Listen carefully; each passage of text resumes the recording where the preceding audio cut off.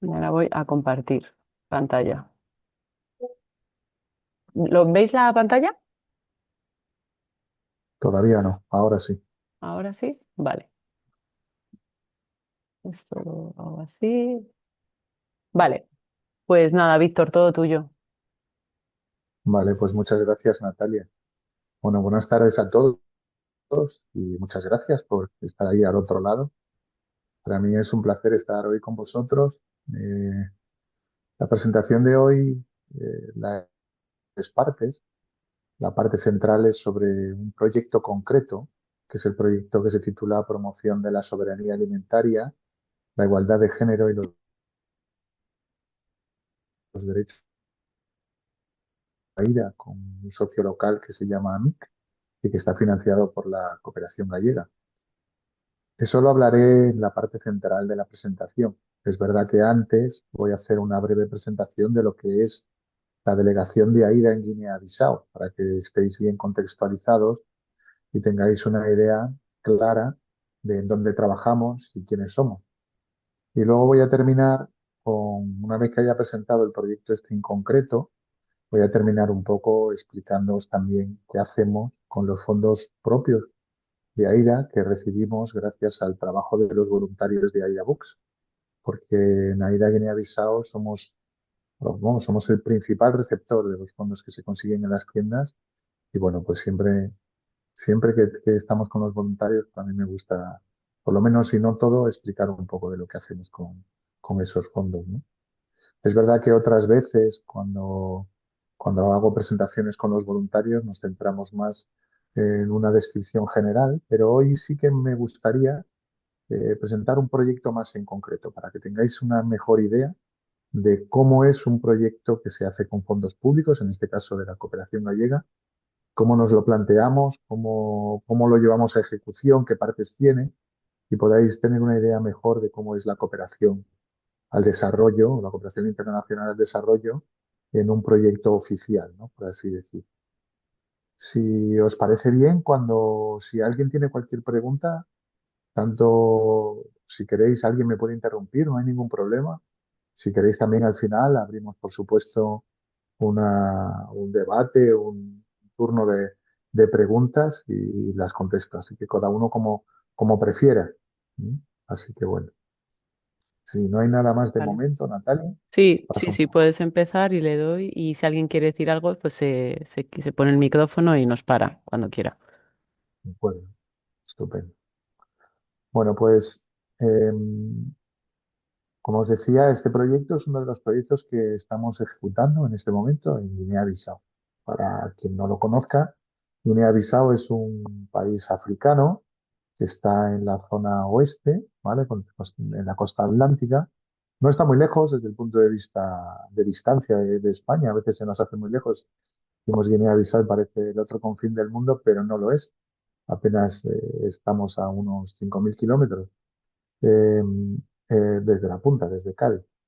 Si nos vamos hacia el sur, pasamos Marruecos, el Sáhara, Mauritania, Senegal y justo después está Guinea-Bissau. Es un país pequeñito, tiene 36.000 kilómetros cuadrados, lo que viene a ser aproximadamente eh, pues como Galicia o como la mitad de Andalucía y tiene 2 millones de habitantes, es decir, tiene una densidad de población eh, no muy alta, no muy alta. Su capital, Bissau, tiene medio millón de habitantes y el resto de los ciudadanos están distribuidos de manera bastante homogénea a lo largo del resto del país. Eh, AIDA en Guinea-Bissau trabaja desde el año 2006. Llevamos, pues desde el año que viene haremos 20 años.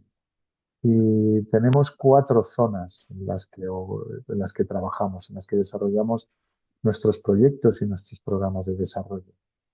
Si veis el mapa, se ve marcado Bissau, que es la capital, que está en el centro del país, en la costa, pero también trabajamos en una zona insular, que se llama Bolama, y después trabajamos en los dos lugares donde estamos ejecutando el proyecto de Xunta de Galicia, del que voy a hablar más en profundidad.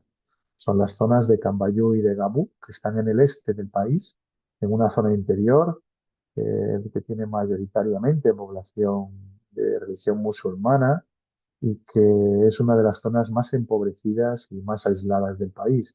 Muy pocas infraestructuras de comunicación, un clima muy cálido, muy seco. Y bueno, pues en esas zonas en las que estamos desarrollando varios proyectos y uno de los más importantes en este momento es este que hacemos con fondos gallegos. Vale, Natalia, vamos allá. Hablando de AIDA o de la delegación de AIDA en Guinea-Bissau, para que podáis haceros una idea de quiénes somos y con quién trabajamos, y qué recursos tenemos. Bueno, pues en la delegación de AIDA ahora mismo somos unas 120 personas, la mayor parte es equipo local, creo que ahora mismo estamos en 112 personas de equipo local en concreto.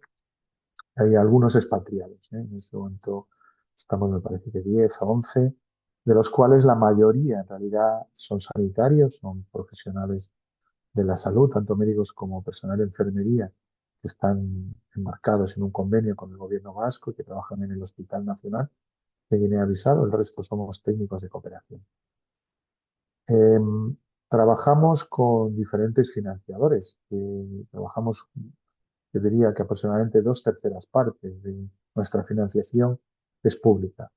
Los principales organismos o instituciones que realmente nos aportan dinero son la Unión Europea, la delegación de la Unión Europea en Guinea-Bissau, con fondos directos a la cooperación internacional al desarrollo, la Agencia Española de Cooperación Internacional, que es el Gobierno de España, la Agencia Vasca de Cooperación al Desarrollo, que es el Gobierno del País Vasco, la Cooperación Galega, que es el Gobierno de Xunta de Galicia, la, la Consejería de Presidencia de la Junta de Castilla y León, de la cual depende la Subdirección de Cooperación al Desarrollo de esta comunidad autónoma, el Gobierno de Cantabria, el PNUD, que es el Programa de Naciones Unidas para el Desarrollo, una de las agencias más importantes que tiene Naciones Unidas y que trabaja en la inmensa mayoría de los países en desarrollo.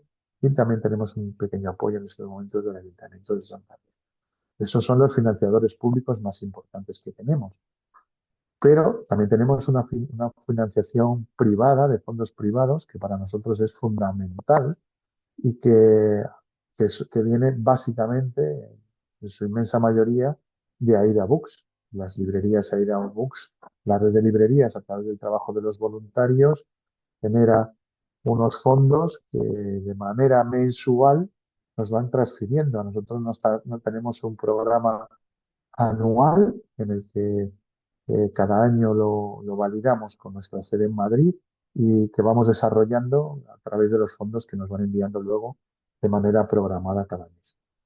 Es un apoyo importantísimo para nosotros porque nos permite, por un lado, cubrir lagunas cuando tenemos algún programa a largo plazo que no tiene en ese momento financiación pública, porque nos permite cofinanciar con fondos propios algunos programas o algunos proyectos públicos que de otra manera no tendríamos opción de optar a ellos, y nos permite desarrollar programas a largo plazo que no son tanto de cooperación, sino que a veces son más de ayuda humanitaria. ¿Vale? Así que es el tener a Aida Books apoyándonos para nosotros y para el trabajo de nuestro equipo es fundamental. También tenemos un pequeño apoyo de la Fundación Privada Infancia Solidaria que nos ayuda cada año a una pequeña parte del funcionamiento y nos ayudó con la construcción de un centro de rehabilitación y desarrollo para niños con diversidad funcional que está funcionando desde hace 5 años. Además de los financiadores, por supuesto, son muy importantes para desarrollar nuestros proyectos y nuestros programas, nuestros socios locales, también llamados contrapartes, ¿no? En el argot de la cooperación. Y tenemos de todo tipo. A veces trabajamos con el propio gobierno de Guinea-Bissau, por ejemplo, con el Ministerio de Salud o con la dirección del Hospital Nacional de este país. También trabajamos con el Instituto Nacional de Desarrollo Educativo, que es parte del Ministerio de Educación. Y también tenemos pues muchos socios que son organizaciones como nosotros, organizaciones de derecho privado sin ánimo de lucro, su gran mayoría fundaciones o asociaciones. Trabajamos, por ejemplo, con la asociación AMIC, significa Amigos las Crianzas, que es decir, Amigos de la Infancia, que es la organización pionera, lleva ya más de 30 años, casi 40, trabajando en derechos de los niños y las niñas en Guinea-Bissau. Es la primera ONG que trabajó en ello y hasta hoy sigue funcionando. Tenemos la Asociación Pro Bolama, que es con la que trabajamos básicamente en el archipiélago de Bolama Villagós, en la zona insular. Trabajamos con la Liga Guineana de Derechos Humanos. Trabajamos con algunas otras fundaciones, como la Fundación Renato Grande, que tiene un hospital pediátrico. En fin, tenemos diferentes socios locales que nos ayudan a implementar y a llevar a cabo las acciones de nuestros proyectos. Bueno, más o menos esto es lo que tenemos en la delegación de Guinea-Bissau en cuanto a recursos materiales, humanos y de instituciones con las que trabajamos, tanto desde el punto de vista económico como desde el punto de vista de compartir objetivos y trabajo conjunto. Tenemos varias líneas de trabajo que se han ido, eh, que las hemos ido orientando y se han ido diseñando a lo largo de 20 años. Ahora mismo, hoy en día, trabajamos sobre todo en cuatro áreas principales, que son salud, educación, desarrollo rural y derechos humanos. En salud trabajamos, por un lado, en el acceso a asistencia sanitaria por parte de las personas que están en una situación de especial vulnerabilidad. Es decir, para que dejarlo más claro, ¿no? En Guinea-Bissau su sistema público de salud no es universal, porque no es gratuito. Entonces, hay un altísimo porcentaje de la población de Guinea-Bissau que no tiene acceso a asistencia sanitaria por el simple hecho de que no tiene dinero para pagar los medicamentos, para pagar los medios de diagnóstico, para pagar los tratamientos complementarios. Entonces, nosotros, uno de nuestros programas principales es intentar reducir esa brecha producida por la falta de recurso económico y dar medios a las personas más pobres para que sí que tengan asistencia sanitaria. Se compran medicamentos, se pagan análisis de laboratorio, ecografías, rayos X. Es uno de los principales programas que tenemos. Además, apoyamos a las personas que están más graves y están ingresadas en el Hospital Nacional, en cuatro hospitales regionales y en los centros de salud de la capital, o aquellos que llegan en una situación de emergencia, pues en la que el hecho de no tener recursos económicos pues, puede ser fatal para su situación. Además de este programa de acceso, es un programa, por así decirlo, sociosanitario o de asistencia social en el sector salud, trabajamos también por la mejora de la calidad asistencial en el servicio público de salud de Guinea-Bissau, por el refuerzo de capacidades de los profesionales sanitarios, sobre todo haciendo formación in situ. Por eso tenemos tanto médico y tanta enfermera española, están trabajando todos los días codo a codo con sus colegas guineanos en el principal hospital del país, forma de hacer formación en servicio. Trabajamos también en la mejora de los servicios de farmacias intrahospitalarias. ¿Por qué? Porque las farmacias que dentro de los hospitales son de pago, como venía diciendo, pero una forma, aparte de que tenemos un programa social para dar medicamentos gratuitos a la gente que no tiene dinero, a los que tienen un poquito de los hospitales les atienda bien, es decir, no tenga roturas de stock, sino suficiente abanico de medicamentos para tratar las enfermedades de las personas y además les ayudamos a tener un sistema de gestión optimizado, informatizado, que les permite comprar más barato y tener mejor organizados su stock, que haya un mejor servicio en los hospitales. Y para finalizar, pues tenemos un programa de asistencia integral gratuita a niños con diversidad funcional que os voy a explicar luego un poquito más en profundidad porque es uno de los programas que pagamos con fondos de AIDA Books. En el sector educativo tenemos un programa de construcción de escuelas de gestión comunitaria. El año 2023 la Xunta de Galicia nos apoyó y mucho con un proyecto a través del cual construimos algunas escuelas de gestión comunitaria en zonas muy aisladas del este de Guinea-Bissau. También tenemos un programa de mejora de la calidad educativa en las zonas con alto grado de aislamiento, es decir, intentar mejorar la formación de los profesores en estas zonas en las que no llega el Estado y que tienen muchas de las escuelas son comunitarias porque no hay escuelas estatales y ahí trabajamos mucho con los profesores para mejorar su nivel. También fomentamos, como no, el acceso de las niñas a la escuela en zonas rurales, sobre todo en estas zonas que tienen cultura musulmana y que tienen un gran arraigo el hecho de que la mujer trabaje en casa, que haga labores domésticas. Bueno, pues nosotros intentamos y conseguimos, de hecho, en muchos casos, que las niñas se escolaricen y que tengan las mismas oportunidades que los niños desde el punto de vista de su educación formal. Y bueno, tenemos algunos programas de becas, sobre todo uno que lleva con nosotros muchos años.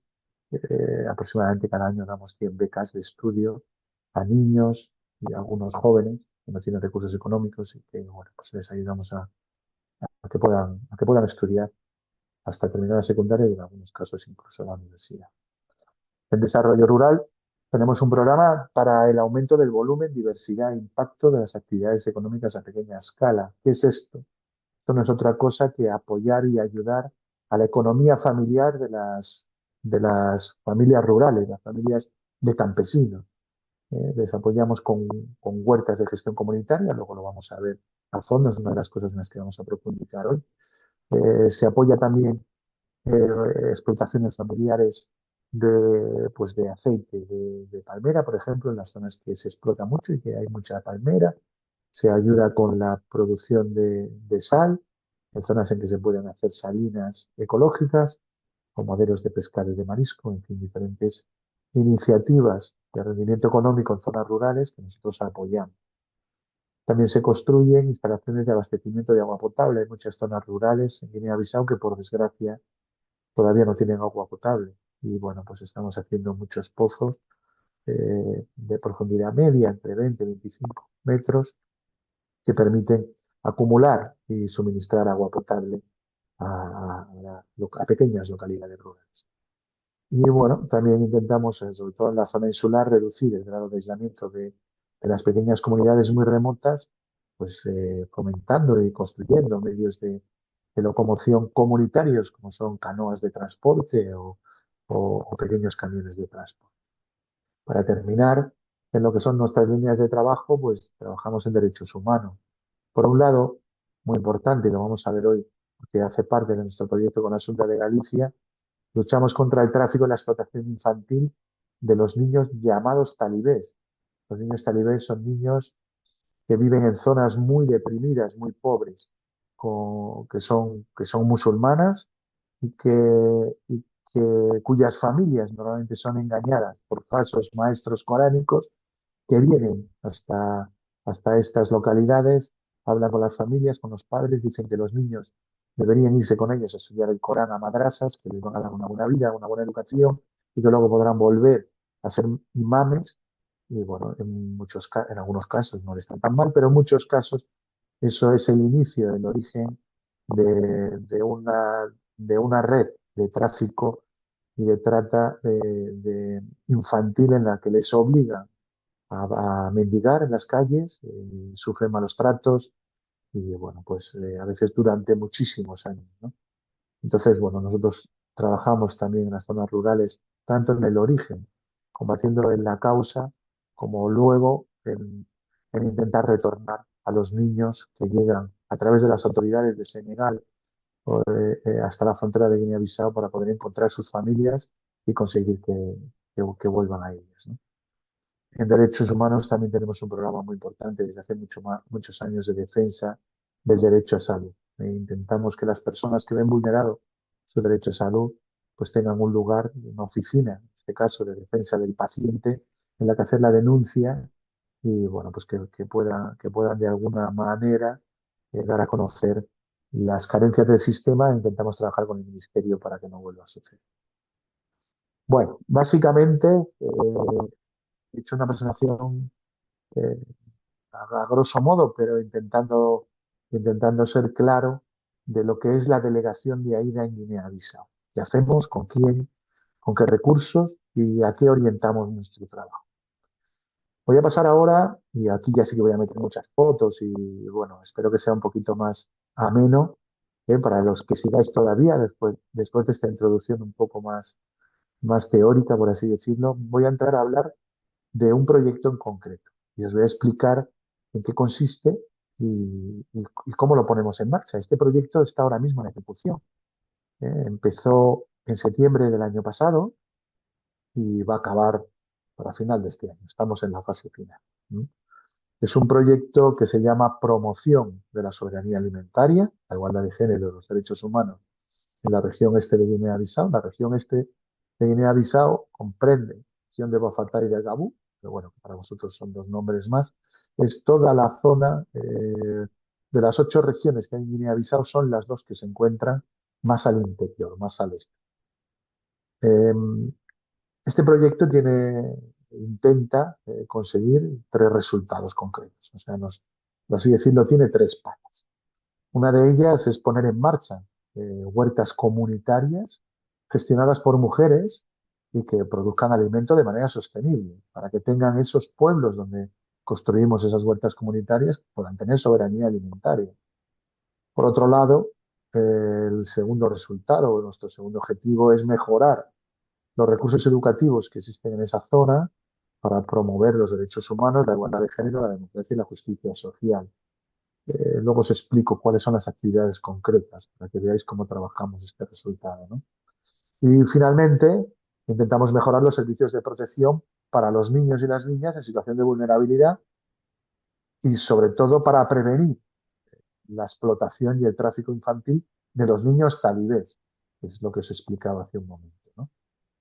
El coste total de este proyecto son 195.000 euros, de los cuales la inmensa mayoría, 185.000, los hemos conseguido a través de una subvención de la cooperación galega, a lo cual conseguimos en un concurso competitivo con otras ONGs el año pasado, en el concurso que se abre todos los años para proyectos de cooperación al desarrollo. Y bueno, pues lo trabajamos con nuestro socio local, que os hablaba antes de él, la Asociación AMIC, que es la Asociación de los Amigos de la Infancia. ¿Vale? Bueno, voy a pasar un poco a ser un poco más concreto. Y voy a hablar de cuáles son las actividades que trabajamos en ese primer resultado, que va orientado a dar soberanía alimentaria a esas zonas, a que las propias mujeres hagan sus huertas de gestión comunitaria, les ayudamos a construirlas y que las exploten.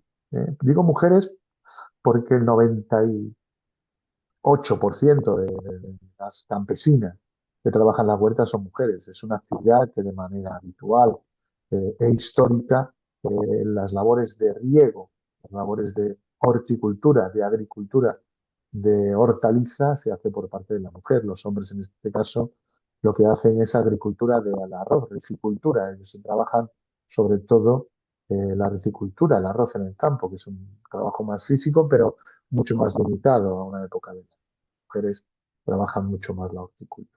Bueno, pues con ellas es con las que hacemos estas actividades tendentes a que puedan tener en el futuro, o bueno, que ya tienen de hecho, un lugar donde practicar la horticultura, de donde sacar verduras diversas para poder, en primer lugar, dar de comer a su familia y, en segundo lugar, tener excedentes que les permitan venderlos en los mercados locales, y hay muchos, y que puedan tener un pequeño rendimiento económico. En la primera foto, Natalia, que la acabas de pasar, quería comentar, eso es una huerta en pleno funcionamiento, es una de las que tenemos ahora en funcionamiento de este proyecto. Claro, aquí está muy bonito. Si os dais cuenta, es una zona de palmeras, una zona. Entonces aquí veis y digo, uy, qué bonito está, ya está todo. Aquí estamos en la fase final, ya estamos produciendo. Claro, para llegar a esto, ¿qué hemos tenido que hacer antes? Natalia, pasa.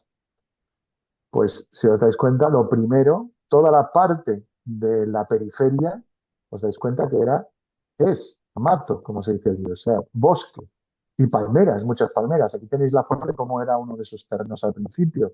En la parte izquierda superior estamos cortando esas palmeras y cortando ese, ese bosque, ¿eh?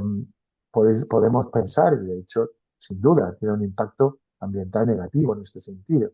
Cortamos, talamos una parte de bosque, pero en realidad estamos haciendo, y este proyecto tiene un marcado carácter medioambiental de conservación. ¿Por qué? Porque normalmente, para poder cultivar, lo que se hace, las mujeres lo que hacen cada año es cortar una parte de bosque. Cada una corta su cacho y le pone una pequeña empalizada con ramos de palmera, palos que también tiene que cortar. Quema esa pequeña parte y lo utiliza un año. Pero al año siguiente ya vuelve a crecer, después de la época de lluvias, vuelve a crecer otra vez. El bosque, ¿qué hacen? Que cada año cortan una parte nueva de bosque, porque les da más rendimiento. Nosotros, al hacer una huerta de gestión comunitaria con un vallado definitivo, obligamos de alguna manera que siempre lo hagan en el mismo sitio, con lo cual solo cortamos bosque una vez. Hacemos un sistema rotativo de cultivos diversificados para que no se empobrezca el suelo y que cada vez cultiven determinado hortaliza en un lugar distinto de la huerta. Eso evita que se empobrezca el suelo y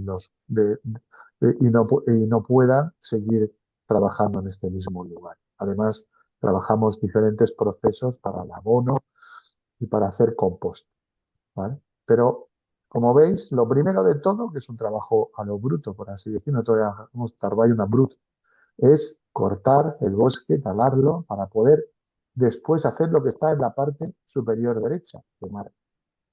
Hay que quemar para poder después hacer lo tercero, que es limpiar la comunidad. O sea, que si la gente... Pero todavía no, Natalia. Si os dais cuenta, en la foto, eso es, en la foto de abajo, a la izquierda, pues tenemos el grupo de mujeres que estuvimos limpiando pues una de las huertas. Normalmente los hombres, si veis en la foto superior a la izquierda, hay más hombres, que es un trabajo muy físico, normalmente es con los jóvenes. Sin embargo, luego lo que ya viene siendo quemar y limpiar todo el rastrojo lo hacen mucho más las mujeres a la izquierda. Las mujeres trabajando el día de limpiar rastrojo. A partir de ahí se empieza a hacer el vallado definitivo. Eso ya lo hacemos con albañiles, es como una pequeña empresa de albañiles y cemento, acero, hormigón, en fin, y se mete, como bien veis, por una parte un pequeño cimiento, ¿vale? Y después se meten pilares de hormigón cada 25 metros y entre los pilares de hormigón se meten postes metálicos cada 2 metros. Esos postes metálicos también tienen una cimentación para su sustentación, para que no se caigan. Y después entre los postes se mete red metálica. Esa red metálica va enganchada con hierro y lleva tensores en 3 alturas diferentes de la red para evitar que la red se vuelva flácida, por así decir, para que se abombe, para que quede siempre completamente tensa. Esa red, este vallado, es fundamental para las mujeres, es lo que más importancia dan al vallado y a los pozos.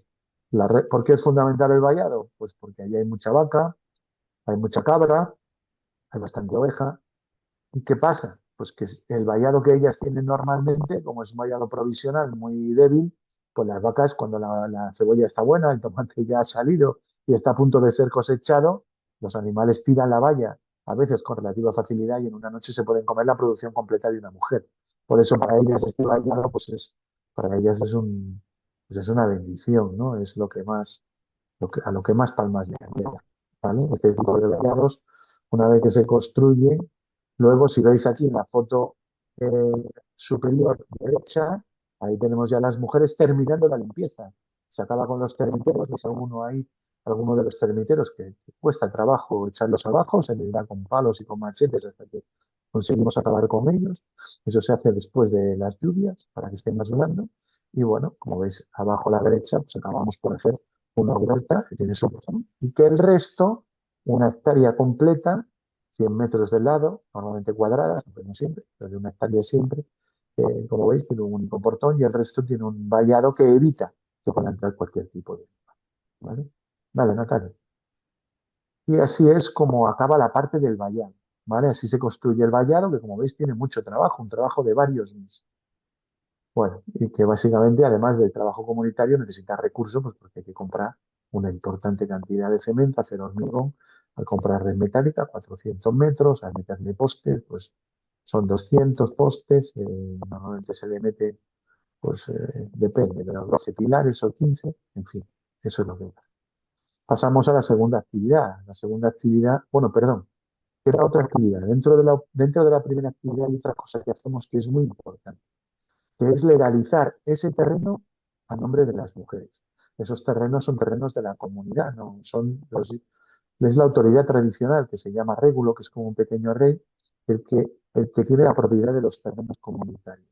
Nosotros obligamos a que el régulo haga una cesión firmada al grupo de mujeres horticultoras y vamos a la capital de la región para legalizar eso en la administración local.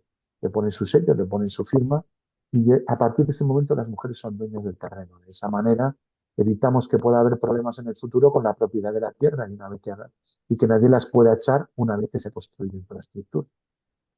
Bueno, una vez legalizado, limpiado, con nuestro valla, también de manera complementaria a la construcción de la valla se hace la construcción de pozos en esas huertas comunitarias.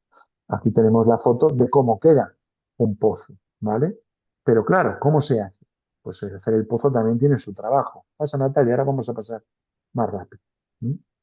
Para hacer un pozo, eh, ¿qué tipo de pozos hacemos? Lo primero, son lo que se llaman pozos artesanales mejorados, con anillas de cemento, anillas de hormigón, ¿vale? En realidad el pozo lo que tiene las siguientes características. Natalia, dale. Las, los pozos que hacemos pues, tienen aproximadamente 2 metros de diámetro. Obviamente la profundidad depende de dónde está el nivel del agua. A veces lo encontramos antes, a veces después, pero entre 8 y 25 metros. Perdón.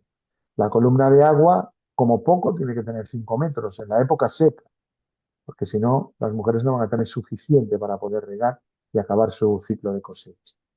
Y luego le colocamos hormigón, como os decía, ¿vale? Por lo menos, como poco, le metemos anillas de hormigón a los últimos 5 metros, ¿vale? La cara externa del pozo, lo que va por fuera de las anillas, también está cimentado, tiene una estructura radial sobre la que se cimenta. Y también se pone hormigón de sustentación en lo que es la boca del pozo. Os lo voy a enseñar poco a poco para que lo veáis. Pasa, Natalia. Esto sería un plano, ¿vale? Un plano de un pozo. Si veis ahí, tenemos por un lado el corte, ¿vale? El corte vertical, ¿vale? Que es el que mejor nos permite verlo. Tenemos un par de anillas grandes que son la boca del pozo y después todo lo que es la excavación realizada. Esa excavación está revocada, ¿vale? Es decir, se hace la excavación a mano, pero luego se revoca la tierra, se revoca con cemento, que tiene una estructura de hierro en red metálica por debajo para que no se caiga. Y toda la parte de abajo del pozo se hace en anillas, ¿vale? Vamos a verlo en fotos. ¿Vale, Natalia? Al principio, pues nada, simplemente es excavar. Excavamos con pico de pala. Allí no se puede, donde nosotros vamos, no hay carreteras de asfalto, no hay caminos grandes, se llega por caminos muy estrechos y apenas nos permite normalmente el tráfico rodado con motos y con un motocarro, que es un triciclo. O sea, que os podéis imaginar que no podemos llevar grandes maquinarias, ¿eh? Porque estamos trabajando en zonas muy aisladas con muy poquita infraestructura de comunicación. Es muy importante decirlo para que lo entendáis. Entonces, bueno, pues hace una excavación manual, ¿vale? Ahí tenemos al señor Aduray, que es el jefe de una de las cuadrillas que tenemos. Sí, Natalia. A medida que vamos excavando, ¿vale? Veis que cada vez es más profundo. Cada vez que se excavan 3 metros, se revoca con cemento. ¿Lo veis que está revocado toda la primera parte de este pozo? Sin embargo, la segunda, más profunda, volvemos a tener solo la tierra.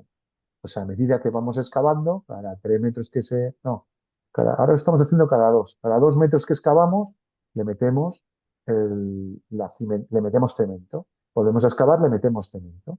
¿Vale? Aquí se ve muy bien en esta fotografía. ¿Vale, Natalia? Si seguimos hacia abajo, ¿vale? ¿Veis? Cada vez está más profundo nuestro excavador. Y seguimos viendo, si veis, se ve como una línea que es la unión de cada una de las partes revocadas. Aquí tenemos ya 2 líneas, es decir, 2 metros de cemento, otros 2 metros de cemento. Estamos construyendo el metro 5 y 6, que solo tiene tierra en el fondo. Vale. Y para que veáis también, claro, cómo se revoca con cemento si es tierra, pues no revocamos directamente, además es curvo, no se revoca con el cemento directo sobre la pared, lo que se hace es poco a poco se va armando esta red metálica con hierro en el número 8 y esta pared metálica sobre la que se pone el cemento para que se quede bien, para que se quede uniforme y se pegue a la pared, ¿vale? Cada 2 metros se va haciendo esto, cada 2 metros se va haciendo esto. Seguimos. Y así vamos construyendo nuestro pozo. ¿Vale? Vale, Natalia. A la vez, de manera complementaria a quien va excavando y haciendo revoco, se construyen anillas, ¿vale? Que son un poquito, con un diámetro un poquito inferior, ¿vale? Un poquito menos anchas, y estas anillas se construyen con un esqueleto también de hierro, y a este esqueleto de hierro se le ponen dos planchas, ¿vale? Dos moldes, ¿vale, Natalia, que se ve en la siguiente?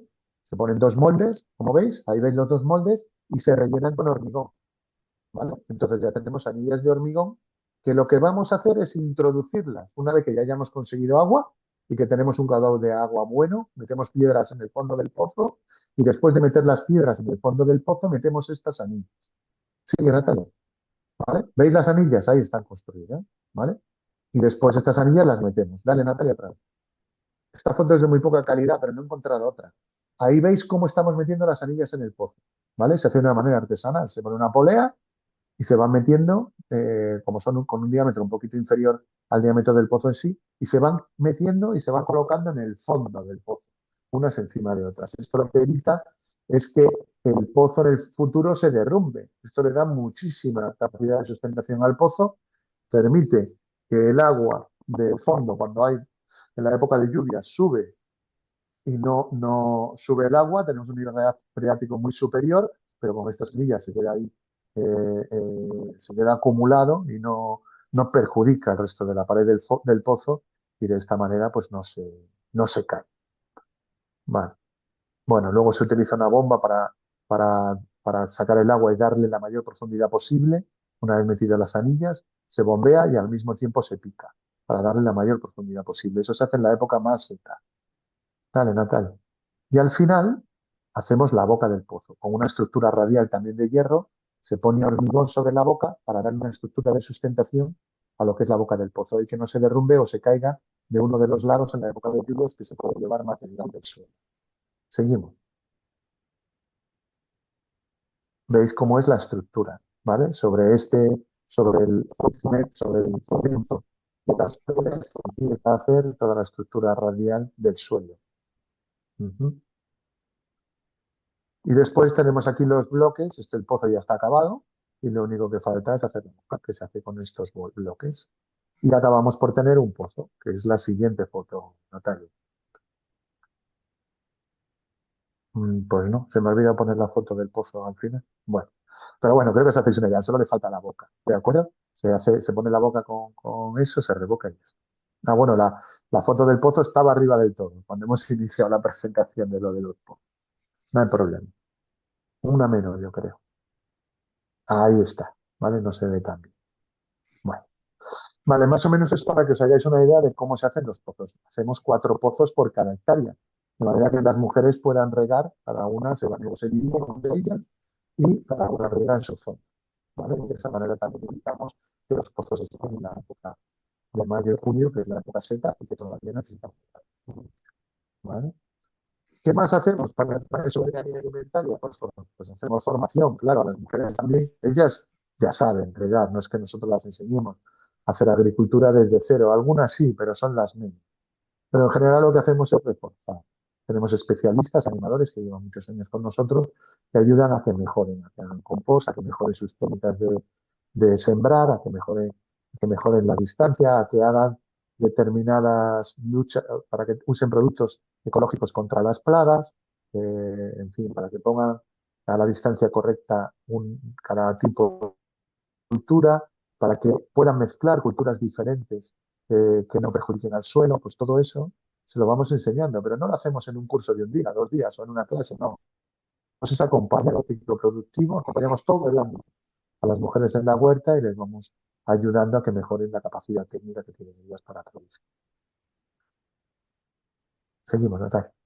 Y además les apoyamos a la creación de comités de gestión. Normalmente los comités de gestión son 5 personas, 5 mujeres. Se eligen democráticamente. Aquí estamos en una reunión entiendo quién va a ser. Ellas lo deciden y eligen una presidenta, una vicepresidenta, una tesorera, una secretaria y normalmente una vocal. Ellas después lo que hacen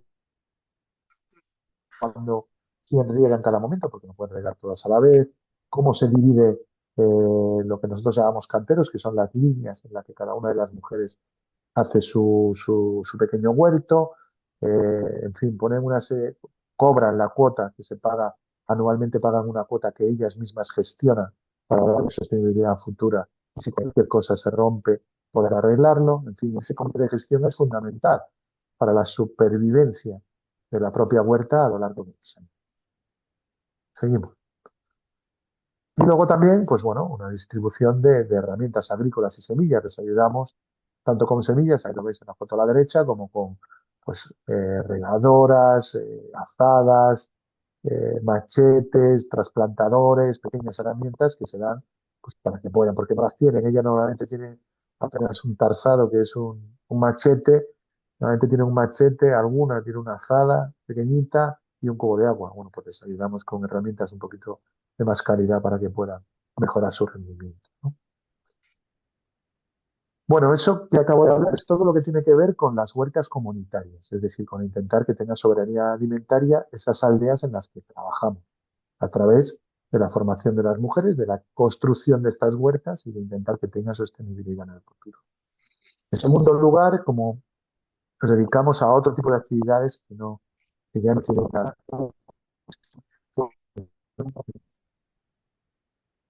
son actividades que van más orientadas al resultado número dos, ¿vale? Que va más orientado a lo que es educación, ¿vale?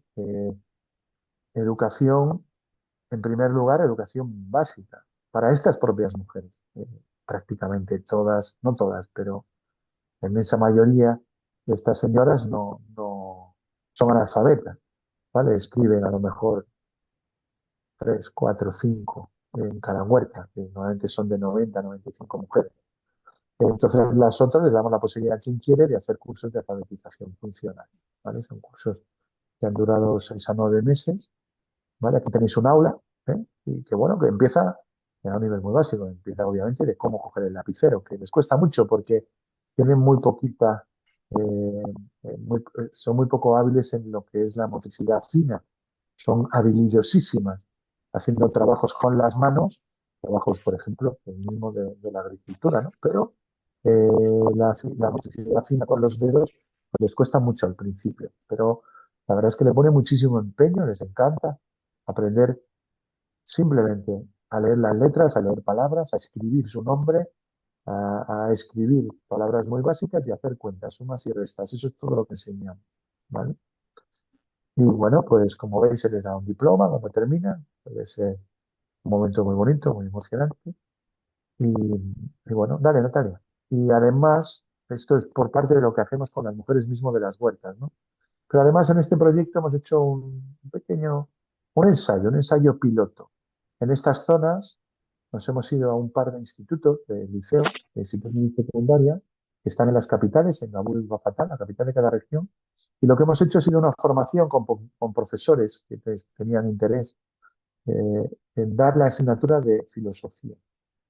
Y les hemos enseñado cómo dar filosofía, que hace parte de un año del currículum escolar en Guinea-Bissau, pero que normalmente no tiene profesores formados para darla, sobre todo en estas zonas.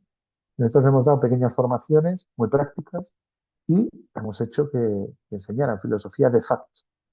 Y se han hecho, bueno, pues no solo en la clase, sino que se han hecho reuniones con todos los cursos de secundaria en las que se han dado, ha habido 4 momentos a lo largo del año, a hacer como unos grandes seminarios en los que se ha hablado de filosofía. Pasa Natalia.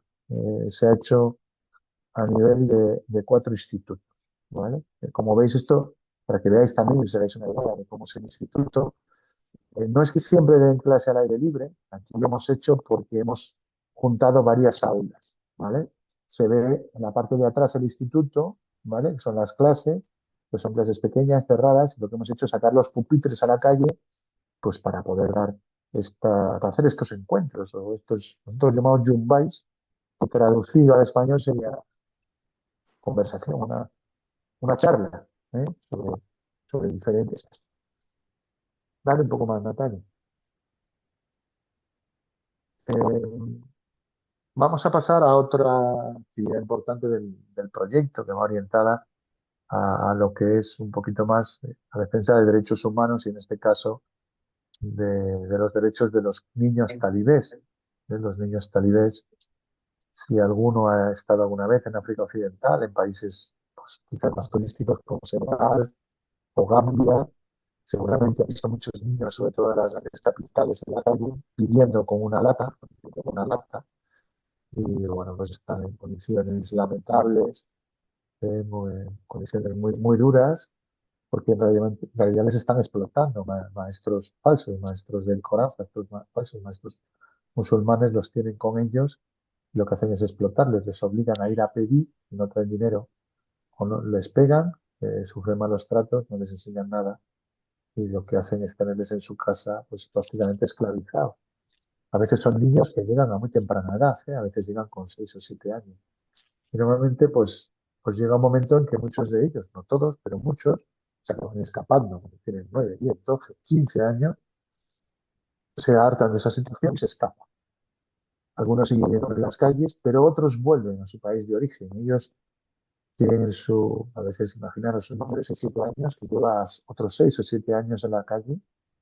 Bueno, pues se acuerda nuevamente del nombre de su aldea y del nombre de su padre, pero es difícil encontrar la familia de retorno. Cuando estos niños llegan a la frontera, a veces por sus propios medios, a veces llegan andando desde distancias enormes, a veces les lleva la policía senegalesa, cuando llegan a la frontera avisan a las autoridades que viene avisado, a la policía judiciaria en este caso, la policía de inmigración, y bueno, pues ellos nos avisan a nosotros y a mí, a nuestros socios, porque no tienen medios para repatriar, para buscar la familia, para tenerlos en una casa, darles de comer mientras se encuentra la familia, y entonces ahí es donde entramos nosotros, ¿vale?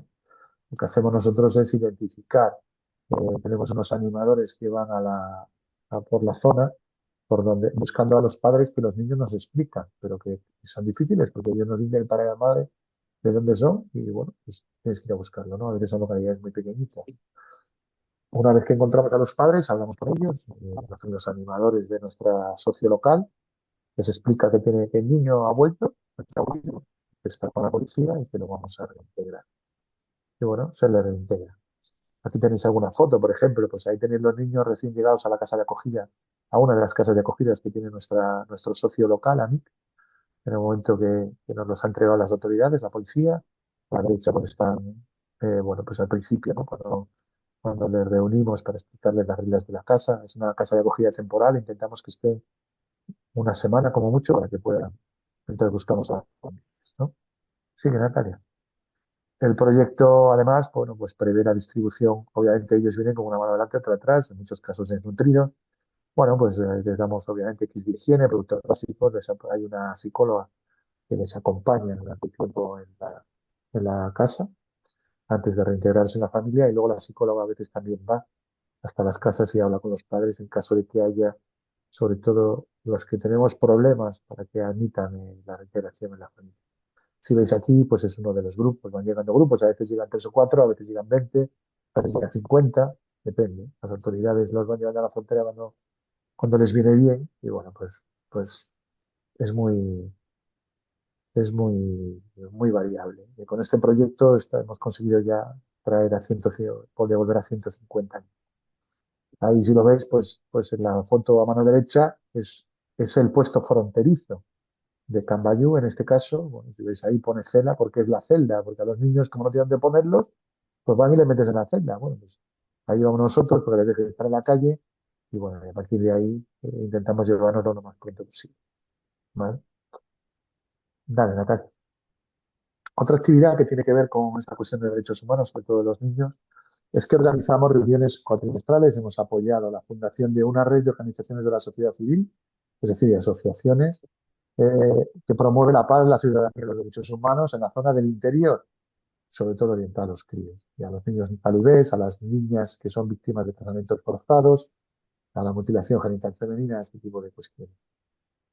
Esta red realmente integramos también la administración pública, viene la policía judicial, viene la policía de migración, viene el gobierno local, que se llama el Comité de Estado, ha estado con nosotros incluso en algunas reuniones el gobernador de la región, y bueno, de lo que se trata es de crear lazos entre unos y otros, intentar remar todos en la misma dirección, que cuando una ONG identifica casos de malos tratos, la policía, cuando se informa, venga y de respuesta. La policía también se apoya en nosotros para que se identifiquen los casos en las zonas rurales donde ellos no tienen gente. Bueno, pues intentamos coordinarnos y ayudarnos para dar la mejor respuesta posible en una situación de escasísimos medios a este tipo de casos de explotación infantil. Vale, Natalia. Bueno, hasta aquí llego con lo que era el proyecto que os quería explicar en profundidad, el proyecto de promoción de soberanía, derechos humanos, que nos financia la Xunta de Galicia a través de la cooperación gallega. Le voy a dedicar también otros 5 minutos y ya acabo, que no quería extenderme más allá de los 45-50 minutos. Pero no quería dejar pasar la ocasión porque sé que no sé si todos, pero sé que la mayoría sois voluntarios de las tiendas y bueno,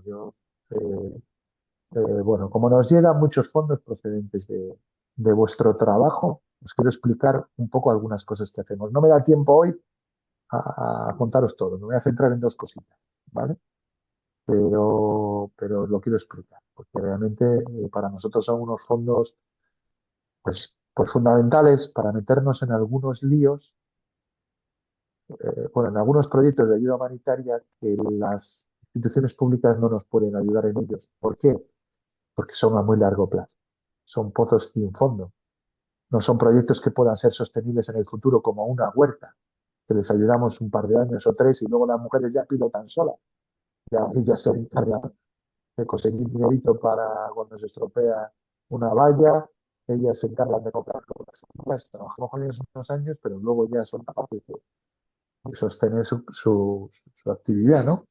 Pero no pasa lo el proyecto, ¿no? Por ejemplo, pues el Centro de Rehabilitación y Desarrollo de Niños con Diversidad Funcional que hemos construido hace 5 años en Bissau, en la capital, eso hasta hoy. Es el único centro, el único existente a nivel nacional que da servicio a este tipo de niños. En este momento, estos niños con diversidad funcional, es decir, con diferentes grados de discapacidad, sobre todo psicomotora, a los que les damos una atención, se es una idea, el 75% de los casos que tenemos ahora mismo son niños con parálisis cerebral infantil, aproximadamente un 15% más retrasos de desarrollo psicomotor. Epilepsia tiene muchísimos más, porque muchos con PCI tienen también epilepsia, ¿vale? Pero hay un 15% que no tienen PCI, pero sí que tienen retrasos de desarrollo psicomotor de epilepsia. Y un 10% son niños con otro tipo de síndromes, de problemas de neurodesarrollo, como puede ser pues, niños con diferentes grados de autismo, microcefalia, síndromes de Down. Lo que hacemos nosotros en este centro que hemos construido con fondos propios y que todos los años gestionamos con fondos procedentes de las tiendas es darles un servicio integral y gratuito, por supuesto. Son niños de familias casi siempre monomarentales, es decir, solo está presente la madre, porque estos críos están muy estigmatizados. En Guinea-Bissau hay una creencia mayoritaria de que estos niños son fruto de lo que se llama Dirán, de los espíritus, son reencarnación de espíritus malos, de espíritus nocivos para la familia, y generalmente el padre no quiere saber nada del niño, de hecho, normalmente se separa de la madre y la deja sola.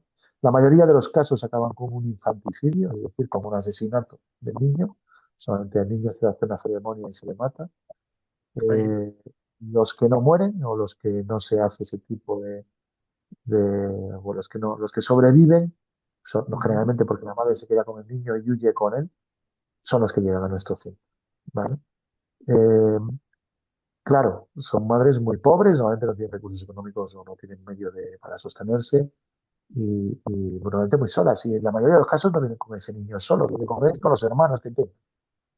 Entonces nosotros lo que hacemos es darles de manera gratuita un servicio para que tengan consulta médica, para que tengan apoyo psicológico, para hacer rehabilitación motora del niño, que sobre todo si se le coge en edad temprana da excelentes resultados y llega a tener unos grados de autonomía, pues dependiendo del caso de dónde parte, de la gravedad que tenga, pero siempre mejoran, ¿vale? Aunque a veces de manera muy lenta, sobre todo los casos de parálisis cerebral infantil severa, pero siempre mejoran y consiguen tener una mayor calidad de vida. Y les damos, y tenemos un servicio de logopedia, asistencia social, por supuesto, porque también a las madres las apoyamos muchas veces para que pongan pequeños negocios. y hagan pequeñas iniciativas económicas.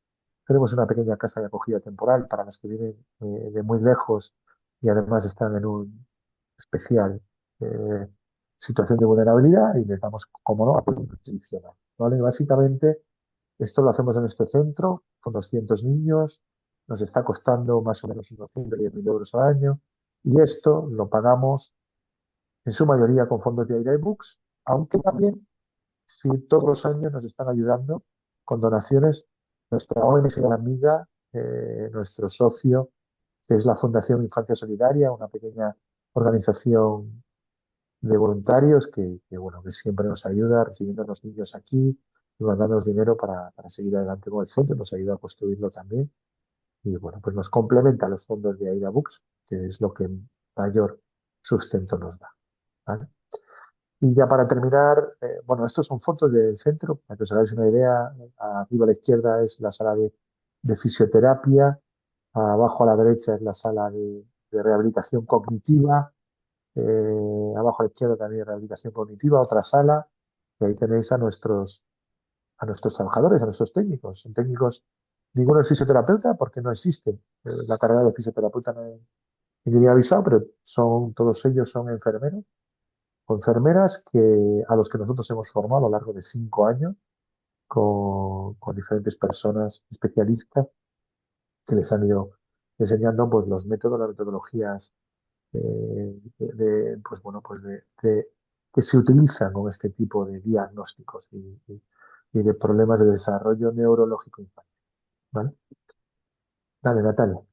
Voy a pasar a lo que es el último proyecto del que os voy a hablar hoy, que también se paga con fondos se financia con fondos de AIDA Books, de manera exclusiva, y es nuestro programa de evacuaciones médicas, en el que se envía a países generalmente europeos, aunque no siempre, alguna vez van a la pero en general van a Portugal la mayoría, algunos a España, algunos a Italia, pero la mayoría a Portugal, y son críos que tienen enfermedades muy graves, en el 85% de los casos son cardiopatías, eh, que son terminales, son críos terminales, aquí mueren de una esperanza de vida muy corta, 2, 3, 4 años, en el momento que nosotros les cogemos, que ya están enfermos, que ya están descompensados, y que si hacen una cirugía en un hospital europeo, pues bueno, van a volver siendo niños prácticamente normales, con una esperanza de vida de 30 o 40 años más. ¿Sí?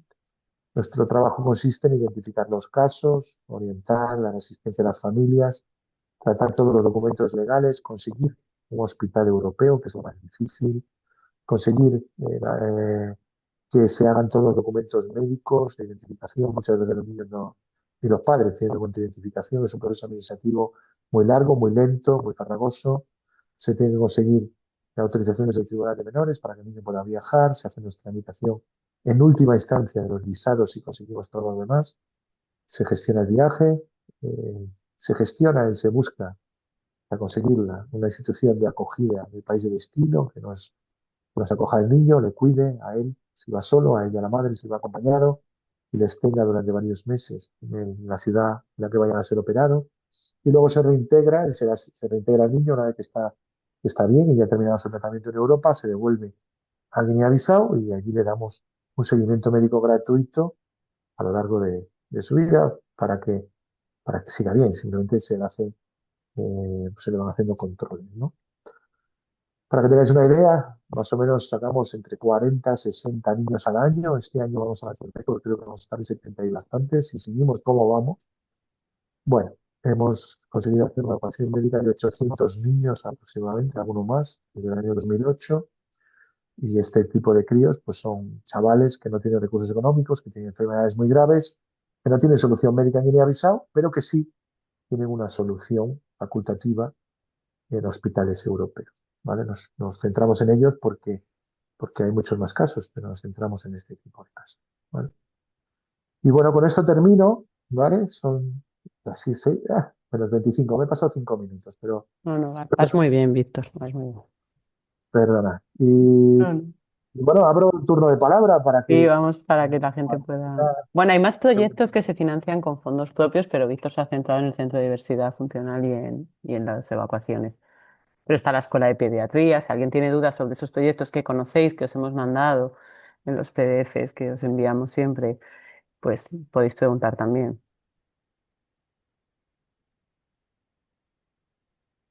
Para preguntar hay que estáis todos silenciadísimos, así que tenéis que quitaros y activar el micrófono.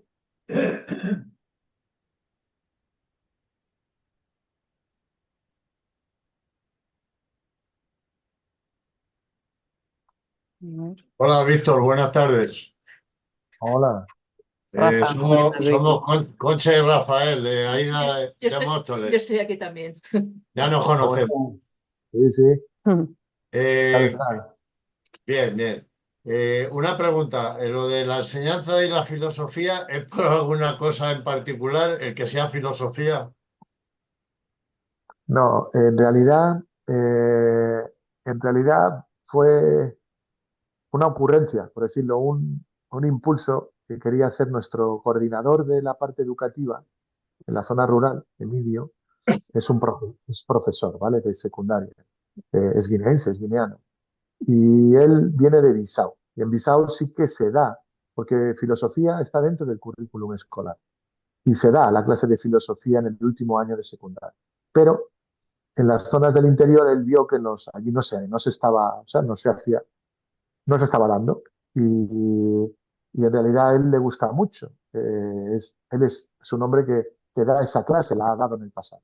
Y quería introducirla en los institutos. Decía que los niños tenían derecho a dar esas clases, que porque ahí no se daban solo por ser el interior y además a nosotros nos daba pie en las charlas de filosofía, nos da pie a meter cuestiones que nosotros llamamos transversales. Es decir, nos da pie a hablar con chavales de 16, 15, 16, 17, 18 años, que más o menos es el rango, nos da pie a hablar sobre los derechos de las niñas, sobre los roles,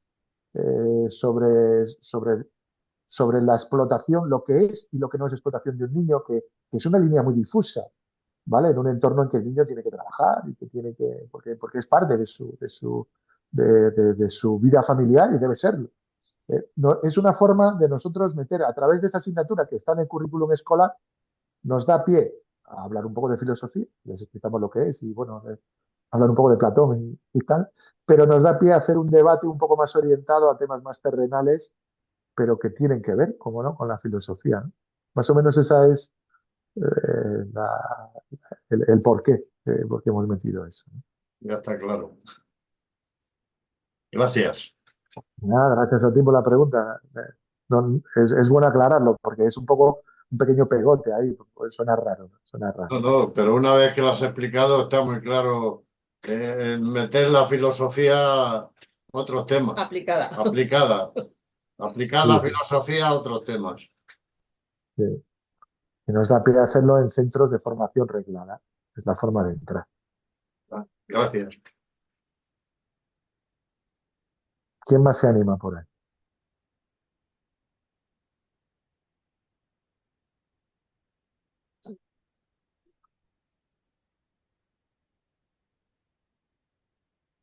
Bueno, yo tengo que dejar. Sigue. Pues hasta otra, Rafael. Venga, suerte. Muchas gracias a los dos. Sí, qué reunión de vecinos. Esa es otra filosofía. Seguro. Gracias, Víctor. Yo soy Maribel de Zaragoza, Maribel Portolés. Ha sido clarísimo. No había estado nunca en ninguna reunión y solo intervengo un poquito para agradecerte la claridad, la precisión, el didactismo. Desde luego, adelante por la filosofía. Ya le he entendido que también me ha llamado un poco la atención porque era como muy, muy curioso. No sé, que ha quedado muy claro y vemos que son muchos campos en los que estáis trabajando. Bueno, siempre se pregunta lo mismo, pero alguna actividad, me imagino que especialmente satisfactorias serán casi todas, ¿no? Las que hacéis allí. Bueno, me ha encantado el proceso como lo has explicado. Yo casi me voy a construir un pozo, ¿eh? Que me ha encantado. Me ha encantado. Se aprende, se aprende. Ha sido muy interesante. ¿Alguna actividad así especialmente bueno, me imagino que casos habrá muchos, ¿no? Es cuestión de... Sí, bueno, hacer un pozo es muy bonito, a mí me gusta mucho, aunque se Sí, sufre ¿verdad? mucho porque es muy peligroso. Yo alucino con los que se meten, porque pues, cuando lo ves te ponen los pelos de punta. Uno ya me ha acostumbrado, pero al principio, claro, llegar allí, eso de las medidas de seguridad y tal, es que Sí, ya, no, me no es imagino. posible porque no, es que no hay manera de llevar allí una grúa. Entonces, es verdad que es gente que está muy acostumbrada. Dentro de las cuadrillas que tenemos de poceros, porque hacemos muchos pozos, no se ve bien la foto, pero si te ves cavar, por ejemplo, el cava, pero meterse dentro se meten unos chavales que están más fuertes que el vinagre, que se meten una cuerda, hacen como, ellos se ponen una cuerda alrededor de la cintura, se la Sí, pasan por debajo de la pierna y se hacen un arnés, es un arnés manual, y van metiendo lo más complicado es conseguir que coincidan las anillas de cemento cuando las metes, lo más complicado, no lo más duro, pero lo más complicado es hacer que encajen una detrás de otra en el fondo y que se asienten bien. Y es muy bonito verlo, es impresionante. Y que luego, una vez que terminas un pozo, empiezan las mujeres a sacar agua y no son capaces de acabar con el agua, las dice, venga, todo el mundo a regar. Y se meten a la vez 12 cubos con 12 mujeres alrededor y venga, todas a sacar agua. Porque ellos dicen, va, esto no va a durar. Pero claro, si lo has excavado bien y tiene un caudal bueno, eso no hay manera de acabar con ello. muy bien. Entonces eso, por ejemplo, es muy bonito, le hacen mucha fiesta, es bonito eso, ¿no? Luego hay otros proyectos, te voy a decir una cosa, que parecen muy bonitos, pero son un infierno. Ya, Por ejemplo, el de las evacuaciones médicas, ¿eh? Las ya, evacuaciones de los críos es un horror, porque o sea, se salvan vidas, ¿vale? Es muy indirecto. Esos críos allí se mueren pronto, se salvan, llegan y tienen una vida prácticamente normal. Eso está guay. Pero no queda nadie contento, porque los padres quieren que se quede en el país de destino, ¿vale? Con lo cual, cuando le devuelve, dice, pero ¿cómo me vuelves a mandar chiquillos si ya estaba en Europa? ¿Sabes? Dice, pero bueno, o sea, para ellos ya estaba su vida solucionada, como quien dice. Nosotros obligamos a que vuelvan. claro. De hecho, muchas veces nos peleamos. Tienen un tío en donde sea, en Francia, y se va hasta Portugal para coger al niño. Le impedimos físicamente que lo pueda coger. ¿Vale? Porque llamamos a la policía. Con lo cual, la familia a veces se queda descontenta con eso. El crío no quiere volver. Muchas veces, no siempre, no siempre, hay de Ya. todo, hay de todo. Sí, sí, sí, Pero sí. a veces hay críos que dicen, uy, después de 4 meses aquí yo no quiero volver a mi aldea, porque claro, la han tratado fenomenal, ha visto, bueno, pues no siempre, hay muchos niños que pueden volver con la familia, pero a veces el crío no quiere volver. Luego la familia de acogida se queda con un mal cuerpo que no veas, porque claro, ay, yo quiero volver, quiero tener contacto con él, no les dejamos tener contacto, Ya, por lo menos a través nuestro, porque no podríamos. O sea que si nosotros hemos sacado 800 críos, porque cuando llegan les damos seguimiento médico y punto. O sea, cada uno de ellos tuviéramos que ver si va a la escuela, si no va a la escuela, si la familia de acogida le manda una bicicleta. No, no podríamos, no tenemos gente para hacer eso ni recursos para hacer eso. Entonces, la familia de acogida a veces se queda un poco pues con un desasosiego y es lógico porque cogen al niño muchísimo cariño, como es normal. Y decía, está a punto de morirse en sus manos, normalmente se salva y vuelve, pues, pues claro. Pero también se queda un poquito así, hombre, hay muchos que repiten, gracias a Dios, pero se crea a veces un cierto desasosiego. Y bueno, a veces es un poco como andar ahí templando gaitas ya. y buscando qué tal. Es obviamente una cosa muy directa, pero normalmente te llevas tus disgustos, por así Ya. decirlo. Pero luego bonitos, pues hay muchos otros. Pues los de la huerta son muy chulos, ¿no? Sí. Los que son productivos a mí me gustan especialmente, porque lo haces una vez, funciona por mucho tiempo y no tienes que volver. Los médicos, pues no te puedes salir, porque es que hay tanta pobreza que lo que haces desde el punto de vista médico, si te sales, la gente no puede pagarlo. eh, Muchas veces los médicos que estás formando se acaban yendo, Ya. eh, o cobran por hacer las cosas, pero los productivos suelen ser más bonitos en ese sentido. Los de educación, por ejemplo, es muy bonito construir una escuela que los niños vayan por primera vez. Hacemos escuela donde los críos tienen una escuela ya, pero es debajo de un árbol, o la han hecho los padres con bambú o con hojas de palmera. Entonces, claro, a lo mejor llevan 3, 4, 7, 8 años, que es la primera generación de niños que va a la escuela, y los padres han hecho eso para que vayan. Construir una escuela de cemento, que de repente es la mejor casa de toda la aldea, y que está es un fenómeno, la construimos, tampoco te creas. Construimos una escuela con 12.000 euros, o sea que tampoco es que sea. Pero claro, son chulísimas, alucinan. El día que los niños entran ahí, está todo el mundo más contento, claro, están todos contentísimos. Ahora, luego educación tiene otra parte que es darse cabezazos con la pared, que es conseguir que claro, los profesores que están en esas zonas tan aisladas son gente que no tiene mucho nivel, sabe poquito, enseña, pero no puede enseñar muy bien. Lo bueno es tanto es la capital. Ya. Hay pocos que quieran ir. Y luego además tienes que conseguir que se queden con lo que les pagan las familias. Las familias tienen muy poco dinero para pagar al profe. A veces le pagan con gallinas, le pagan con aceite, le pagan con arroz. Entonces es muy difícil y les vamos formando a esos profes año, año, año. Y a veces cuando ya tienen más nivel, se van. Ya. Hay que volver. Bueno, pues ahí tiene su parte. Bueno, pues todo tiene, cada uno es un Sí. mundo, ¿no? Todo tiene dos caras o muchas caras, pero bueno, muy bonito o muy interesante, muy, pues eso, a la gente cuando le nombras, yo solamente sabía el tema de las cardiopatías y lo demás tal, pero en la librería lo nombras, pero nos has dado, o por lo menos a mí me has dado muchos datos también para poder transmitir sencillamente, ¿no? Cuando alguien pregunta, poder dar una pincelada, ¿eh? O sea que gracias, ¿eh? Y gracias por la labor.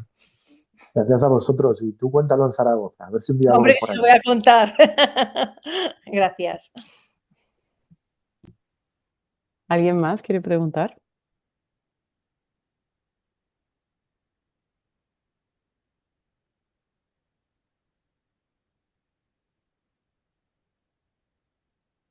Nadie se anima. No, pues no. Nos falta Alfa, claramente, que me ha escrito que no puede estar. Sí, Alfa también me escribió. Me dijo, oye, no estoy, pero pienso verlo después cuando lo grabe. Sí, Sí, sí, muy bien. mañana lo voy a enviar a los grupos, a todos. Y tú presenta. Alfa manda muchísimas fotos y vídeos. Sí, Alfa mandó todo cuando estuvo Sí, allí, es sí, verdad. sí. Mandó mucho. Lo explicó muy bien, sí. Pero muy bien. Sí. Y Claro, Alfa además, dime. es que Alfa lo conoce muy bien, pero además Alfa es de la etnia. Alfa, para los que no les conocéis, es un voluntario de la tienda de Valencia. La tienda de Valencia, además, lleva un montón de años, es de las primeras. Bueno, pues en Valencia hay dos tiendas, Moratín pero, y pero Moliner, sí. exacto, y la primera Molatí, bueno, Moratín ya lleva, pero Molinel, que fue la primera, lleva, yo qué sé, ¿cuánto lleva? ¿10 años? 11, 10, Eso. 11, acaba de hacer 11, ¿no? Este año, sí. 10, Y entonces Alfa es uno de los voluntarios 10. desde el principio. Y resulta que es guineano, es de Guinea-Bissau, pero llegó a España en el 82. O sea, es español, guineano, de todo. Y es un tío muy simpático y muy activo. Y ha ido un par de veces a Bissau. Cuando va a Bissau, no, no, ha ido a ver los proyectos 3 veces ya. Cuando va allí, él se dedica a ver los proyectos y él es de la etnia Fula, que son los mayoritarios en toda esta zona del interior, donde hacemos esto de las escuelas y las huertas y tal. Entonces, claro, él se entiende allí fenómeno con la gente. Entonces, cuando llega, pues se mete hasta la cocina y lo conoce de primera mano, habla con las mujeres, les cuenta lo de las tiendas, con cuáles entienden más o menos el lío ese, y él le dice que la gente trabaja allí, pero que no cobra y que ese dinero se que llega aquí, no sé qué. Es muy chulo verle. Y, Mm. y eso, ahora que está, y conoce de primera mano los proyectos, claro. Mm. Pues os he dejado la presentación de Víctor, de todas formas, en el chat de aquí, de este Zoom, la podéis descargar, ¿vale? Y luego ya quien me la pida por privado se la envío y bueno, igual también lo envío con el vídeo de hoy, lo mando a todos los grupos. O si no, pues lo mandaré a las personas que me lo vayan pidiendo en la presentación. Lo vemos. Concha, si quieres que Móstoles lo pase, pues lo decís mañana en el grupo y lo paso a todos los voluntarios, ¿vale?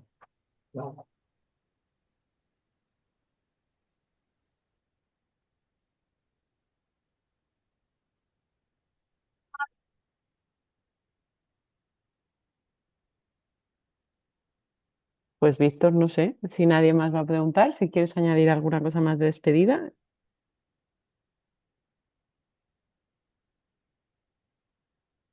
Me he quedado. ¿Se me oye? Sí. Víctor se ha quedado congelado, yo creo. Víctor se ha quedado congelado, yo también creo. Pero igual no se está oyendo. Pues no tenía fibra, me ha dicho antes. Ah, Maite, ¿quieres decir hola? hola, muy buenas. Hola. Víctor se nos ha ido, pero es un gusto oírle, ¿verdad? Sí, sí, Escucharle cómo lo cuenta, es maravilloso. sí, Hay que llevarle de bolos por todas las sí, desde librerías. luego. Es una gozada. Es estupendo. Sí, Sí. sí, Pues no sí. sé si se va a conectar, ¿eh? Ya, Voy a esperar un momento, pero es que estaba con poca cobertura. De hecho, en la presentación ya a veces habéis visto que se quedaba un Sí, poco. se le entrecortaba un poquito. Por eso yo ponía la presentación, porque no le daban los datos para todo, para estar conectado y la presentación. mm, Así que pues nada. nada, lo dejamos aquí. Lo Mira, dejamos aquí, ahora le escribo a Víctor, le doy las gracias de vuestra parte y cualquier duda que tengáis nos decís y se la hacemos llegar y os contesta. Muy bien, muchas gracias. Me gracias. despido. Besitos. Gracias por conectaros. Gracias Besos. Adiós. a las Chao, dos y a chao. Carlos, sobre todo. Chao. Adiós. Adiós. Ahora le Gracias. digo a Víctor. Chao. Chao. Chao.